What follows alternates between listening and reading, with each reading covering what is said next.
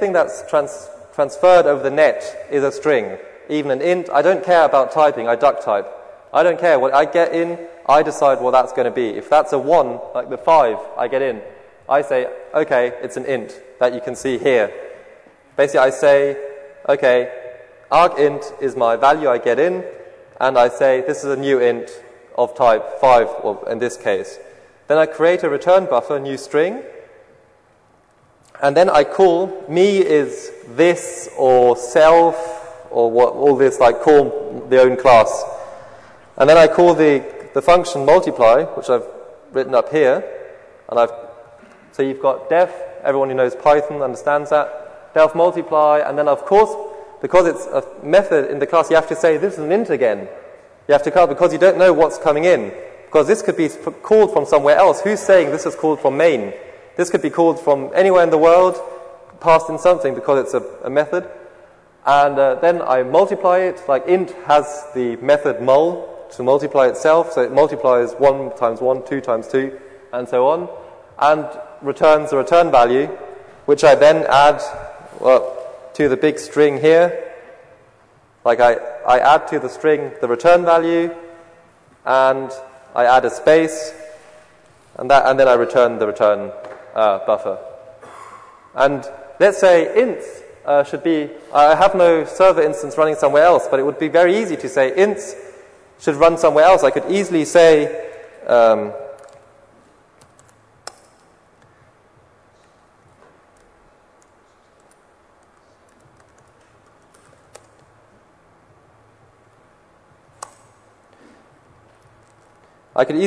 let's say, actually, there's a demo here.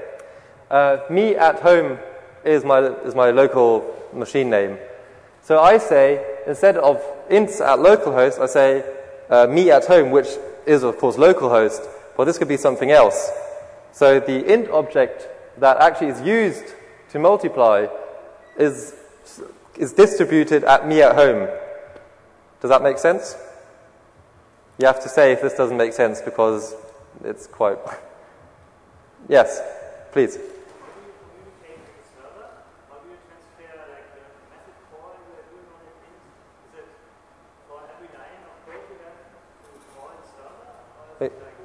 Exactly. So basically, if I, in the protocol speak, if I write arg equals new int, the args, what I do, I say connect to the server me at home through whatever, then say, okay, create a new object with a type int with the parameter argv, create this object, and then the only thing that is stored in the argsint variable is a pointer. That's the host name and then a hash.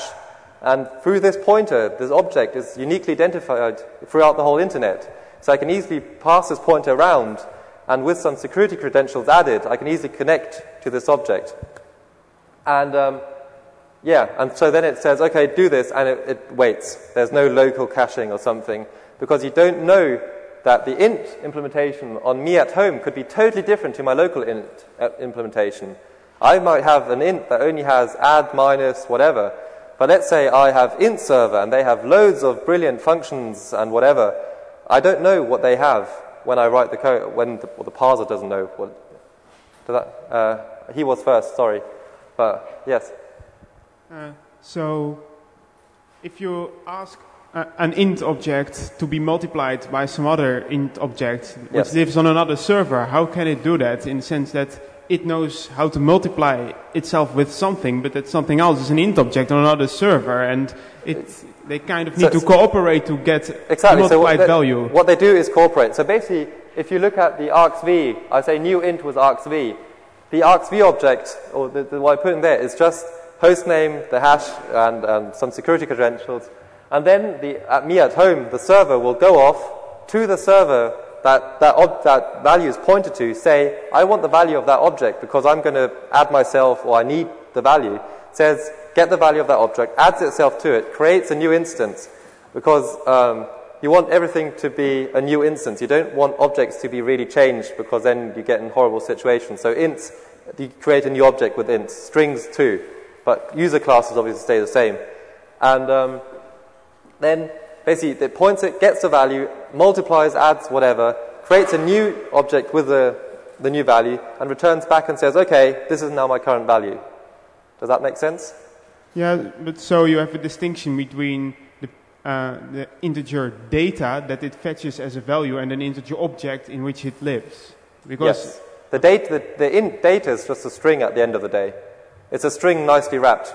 It's just 1, 2, or whatever, and that's seen as a string and then parsed. This is a little bit slower because you have to say, okay, this is really an int, so this is not a string, give me 5 or whatever. But through this you gain total security. Maybe in some language you have a weird number that is some symbol, or in hex, for example, you could have int objects that have hex stuff in it, or E or something. As long as the implementation of the object you're talking to understands this, you're fine. Even if your local int object doesn't understand it, you know on intserver.org, they know I can have an E or something in my number, and because it's a string, they say, okay, we'll cast it, and they understand it, and they will process it for you. You don't have to care about that. Yes?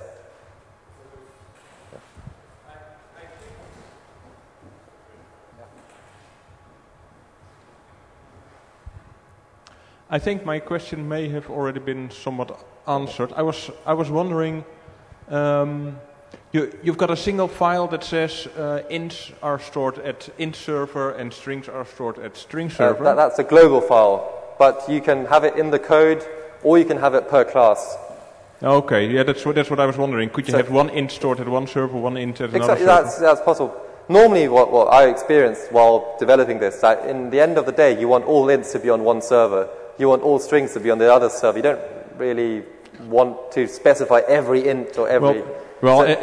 Integers and strings are probably overly trivial examples. But suppose I've got an agenda where I keep all my appointments on a server, and a business partner has an agenda on a different server. Yes. Then I may want to write a program that compares those agendas, so we can make an appointment.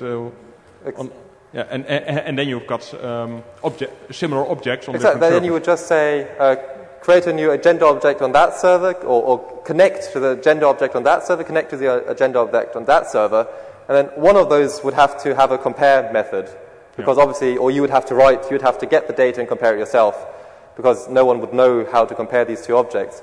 But let's say you write the agenda object yourself, and then you say, okay, give me the first record from this, give me the first record from this, compare it, and then you can easily communicate with a while loop.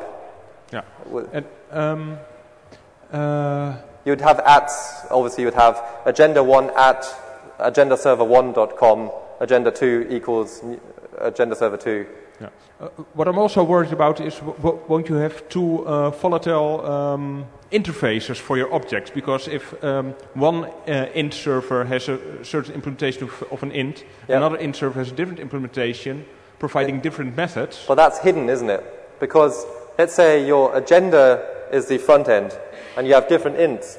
If you get the int would point to the int server that you have. So at the end of the day, one of them has a compare method. Does that make sense? Yeah, for example, but suppose one agenda server does have a compare method and the other doesn't. But you would have to know that. Then you've got two different versions of the same You'd have to know class. that as a programmer. What? You'd have to check the class API as a programmer to see how the class is made up. Yeah, but it's going to be API hell because you'll have a lot